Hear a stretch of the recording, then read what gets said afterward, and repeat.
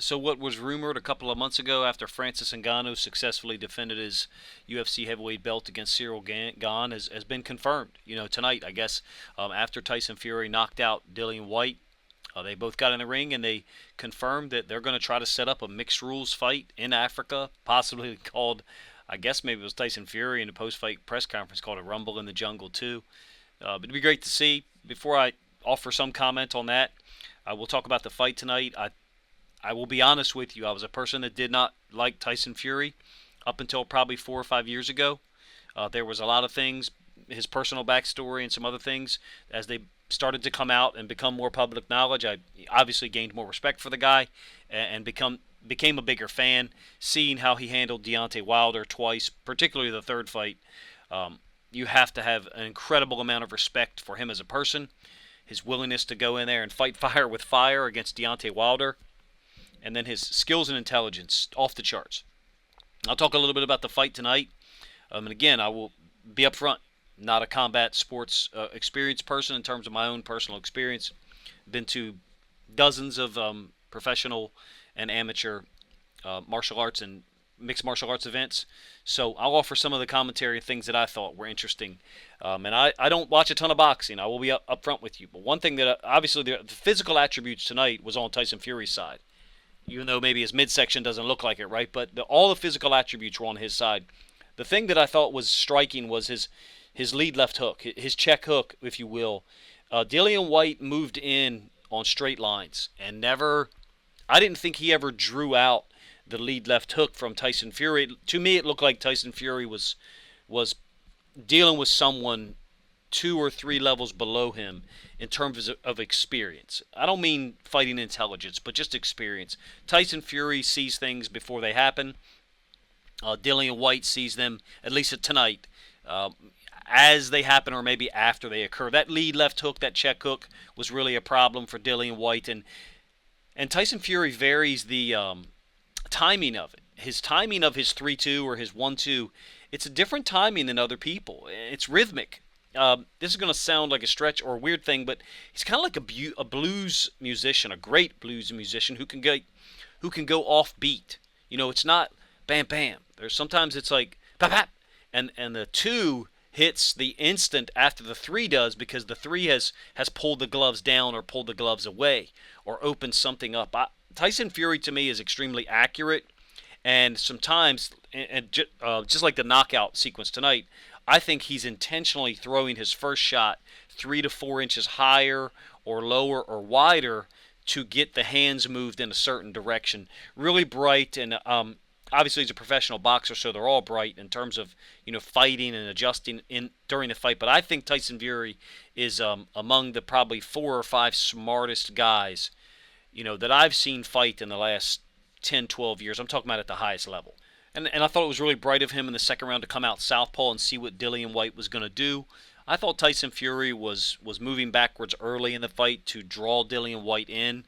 I think he really played on, even during the build-up for this fight, he played on his experience level versus Dillian Whyte's. I know they had been sparring partners, or Dillian Whyte had worked in his camp, I should say.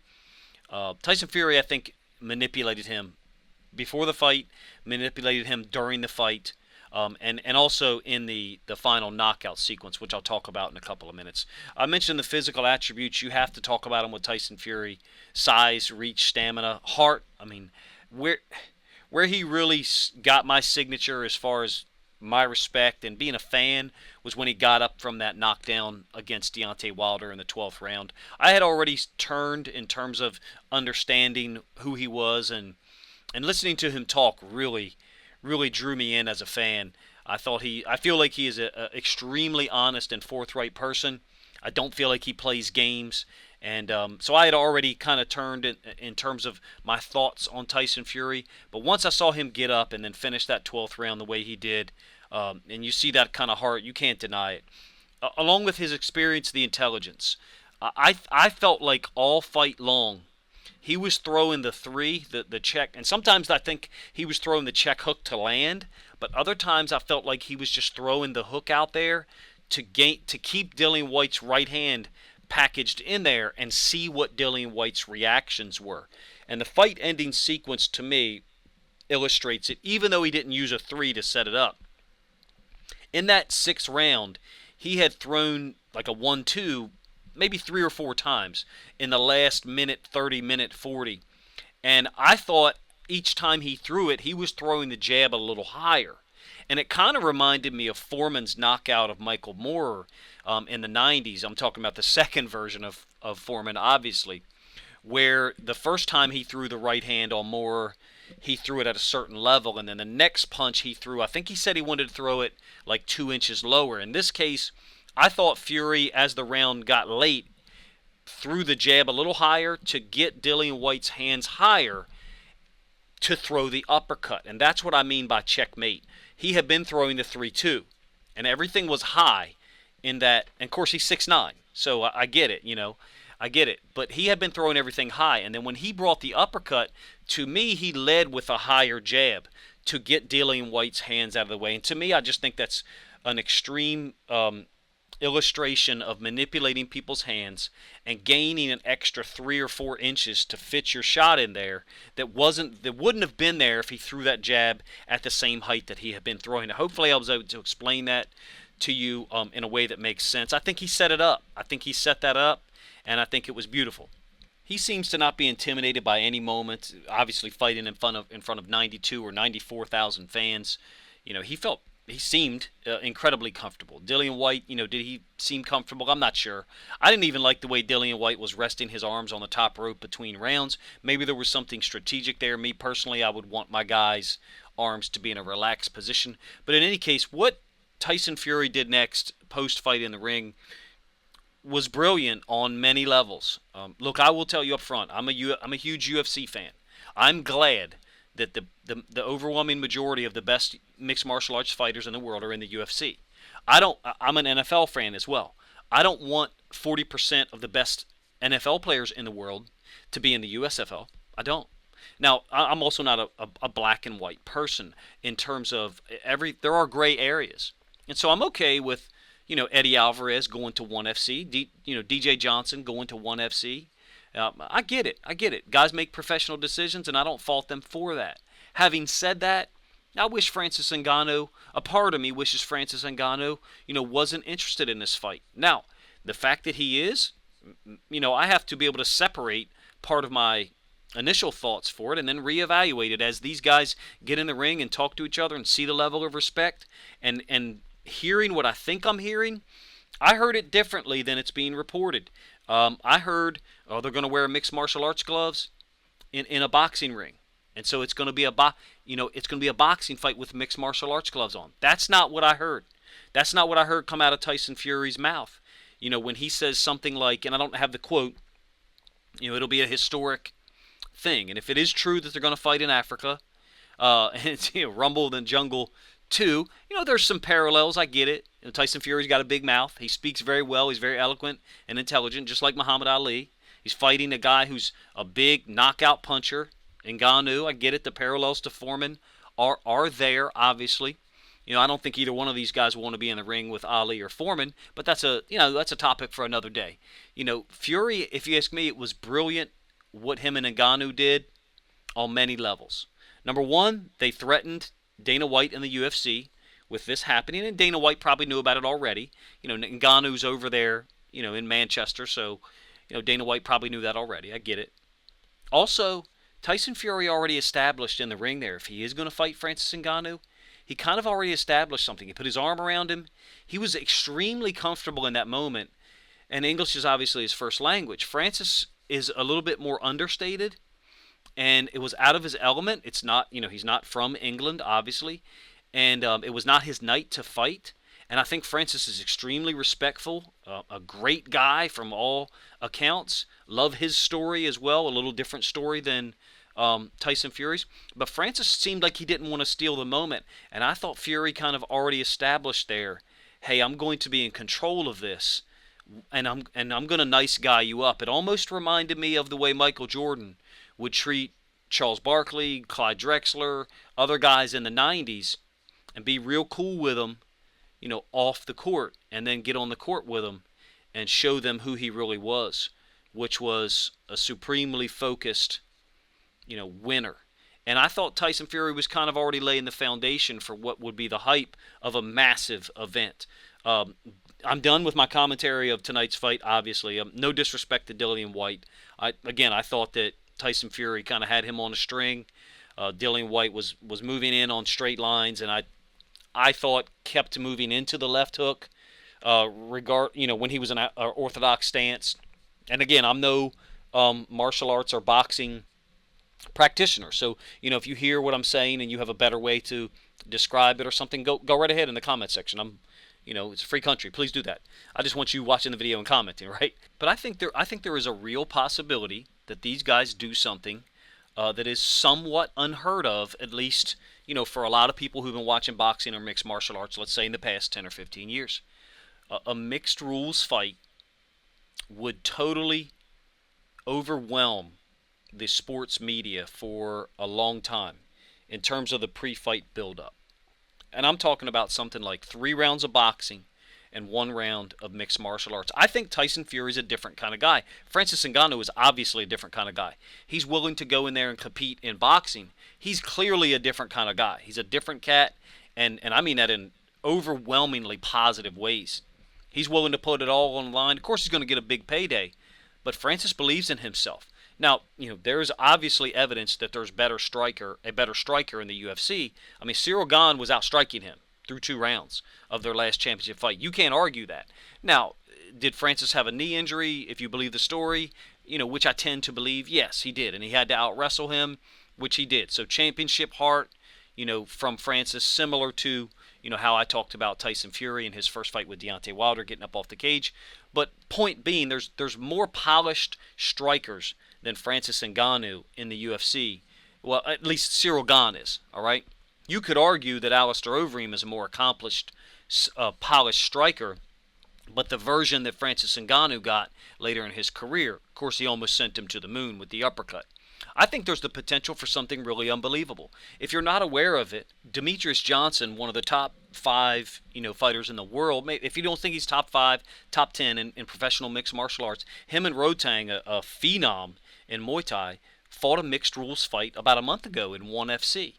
And the first round was Muay Thai, and the second round was mixed martial arts. Of course, Demetrius Johnson has the striking acumen and defensive sensibilities to make it out of the first round, even though Rotang was really, impressive and aggressive in round 1. And then he choked him out with a rear naked choke in round 2. To Rotang's credit, Rotang went out. He didn't tap, which sounds kind of crazy, but he's a warrior. So a month ago, between 2 incredibly high-level guys, Rotang, in terms of a striker, overall skill set, would overwhelm a similar weight professional boxer with his kicking acumen. Period. He would. Sorry, if you don't like me saying that, it's too bad. He would. And Demetrius Johnson and him agreed to put it all on the line and do a mixed rules fight. Do I think Tyson Fury is going to agree to a mixed martial arts round? No, I don't. But I could see something like 3 rounds boxing and 1 round of kickboxing / takedowns allowed, but you only get 5 seconds on the ground or 10 seconds on the ground or something like that, whereby the 4th round, every 4 rounds is something where there can be some follow-up if someone's knocked down, or you could actually take people down for 10 seconds. And you may say, hey, that sounds stupid as shit. Tyson Fury is a professional boxer. He's a different kind of guy. Someone's going to do it. If it's not going to be Tyson Fury, someone eventually who is a boxing champion is going to have the intelligence to say, we're going to do a mixed rules fight, and that's going to generate more attention, because let's think about Conor and Floyd. Now, that was a mismatch from the beginning in boxing. What if they had said the 4th round, the 8th round, and the 12th round will be mixed martial arts, or will be kickboxing? To me, my interest level would have been even greater, and I watched that fight. And me personally, I thought Conor won 2 of the first 3 rounds. But Floyd, essentially took those rounds off in terms of offensive stuff. He was just laying traps and trying to get a read on Conor. So that's why, 2 of those first 3 rounds I gave to Conor. But in any case, this would be a tremendous opportunity for someone like Tyson Fury, who's an outside-the-box thinker anyway, and Francis Ngannou, who's also outside the box at this point in terms of wanting to leave the UFC as champion. And who knows if he's actually going to be able to do that. I hope that they do it. It would open up possibilities for other guys to get high-level paydays. Certain guys have moved over into bare-knuckle boxing and other things. Triller or whatever. I think Frank Mir went over and got knocked out by a really high-level boxer. This is some next-level stuff, if you ask me. This could really advance opportunities for other guys to do, cross promotional fights or cross skilled fights. Maybe it could influence. Maybe if people see a huge payday from it, then they'll say, hey, wait a minute, we've got to take note of this. Because there was a huge payday, obviously, for Conor and Floyd. It makes sense. Conor was 2-division champ. Floyd Mayweather, one of the top 5 fighters of all time, no matter the weight class. I get it. What if you get a huge payday out of this, and they do a mixed rules fight, and then it could open some people's eyes like, hey, this is actually something people are interested in, and I think it is. You can tell me if it's not. If it's not interesting to you and you're a boxing fan listening, still, hopefully, or an MMA fan still listening, then great. I've at least been somewhat, succinct and to the point with the things I'm trying to say. I'm looking forward to hear more details, for real, from Tyson Fury and Ngannou. And I would love for Francis to be put in a situation where he could be competitive. Of course, we know if he lands a huge shot, he could hurt anybody with mixed martial arts gloves on. There's no question. But we saw in the fight against Ciryl Gane, he's getting outstruck. He was. Now, if he really had a serious knee injury, then okay, we understand that. But I still suspect, based on watching that Ciryl Gane is the more clean, polished, quicker striker with a wider variety of strikes that he can offer in attack, and that he would outstrike a healthy Frances Ngannou in terms of volume 3-1. And you may disagree with me, that's fine. But the point with Frances Ngannou is that one could be the knockout blow. I just don't think he's going to land that against Tyson Fury. A boxing match with mixed martial arts gloves on will sell. It'll definitely sell. It's got Frances Ngannou and Tyson Fury. It'll sell. And they're two great dudes. And I'm sure they'd be generally respectful of each other in the build-up. I get it. But if you put that mixed rules caveat to it, in my opinion, that kind of balances the equation a little bit. It would still heavily favor Tyson Fury if the majority of the rounds were boxing. But Tyson Fury's ability to block punches changes because he doesn't have the big ass gloves to wear. He's a heavyweight, so they got huge gloves on. Number one. Number two, if you wear mixed martial arts gloves to grapple. That's why those gloves are made the way that they are. If you didn't know that, so there's got to be an element. If these guys are saying right now they're going to wear mixed martial arts gloves, there's got to be an element to it of grappling or clinching or something that they're both thinking is going to be allowed. And finally, it would be the biggest mixed rules fight since Ali took on, I think it was Inoki, and if I'm mispronouncing his last name, so be it. That was a long time ago, and it was a crazy fight. If you haven't seen it or read about it, do yourself a favor, go read about it. Antonin Inoki, I believe is his name.